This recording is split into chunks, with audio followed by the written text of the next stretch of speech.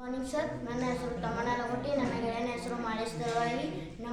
ನಮ್ಮ ಶಾಲೆಯ ಶ್ರೀ ಜೈನ ಸದವಾಡ್. ನಮ್ಮ ಪ್ರಯೋಗದ ಹೆಸರು ಕಾರ್ಬನ್ ಡೈಆಕ್ಸೈಡನ್ನು ಶುದ್ಧ ಗಾಳಿಯನ್ನಾಗಿ ಪರಿವರ್ತಿಸುವುದು. ಇದರ ಉದ್ದೇಶ ಕಾರ್ಖಾನೆಗಳಿಂದ ಬಿಡುಗಡೆಯಾಗುವ ಕಾರ್ಬನ್ ಡೈಆಕ್ಸೈಡವು ಗಾಳಿಯಲ್ಲಿ ಸೇರಿ ವಾಯುಮಾಲಿನ್ಯ ಉಂಟಾಗುತ್ತದೆ. ಇದರಿಂದ ಜಾಗತಿಕ ತಾಪಮಾನ ಹೆಚ್ಚಳವಾಗುತ್ತದೆ. ಓಜೋನ್ ಪದರವು ಕ್ಷೀಣಿಸಿ ಜಾಗತಿಕ ತಾಪಮಾನ ಹೆಚ್ಚಳವಾಗುತ್ತದೆ.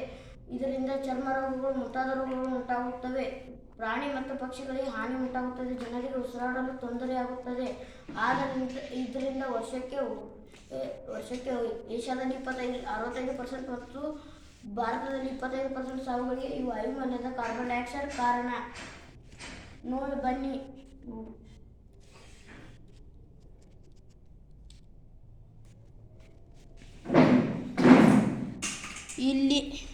ಇಲ್ಲಿಂದ ಕಾರ್ಬನ್ ಡೈಆಕ್ಸೈಡ್ ಇಲ್ಲಿಂದ ಫಿಲ್ಟರ್ ಆಗಿ ಇಲ್ಲಿ ಶುದ್ಧ ಗಾಳಿಯಾಗಿ ಬರುತ್ತದೆ. ನೋಡಿ, ಈ ರೀತಿ ಮಾಡೋದರಿಂದ ಇದರಿಂದ ಜಾಗತಿಕ ತಾಪಮಾನ ಹೆಚ್ಚಳವಾಗುವುದಿಲ್ಲ. ಓಜೋನ್ ಪದರವು ಕ್ಷೀಣಿಸುವುದಿಲ್ಲ. ಇದರಿಂದ ಚರ್ಮ ರೋಗಗಳು ಮುಂತಾದ ರೋಗಗಳು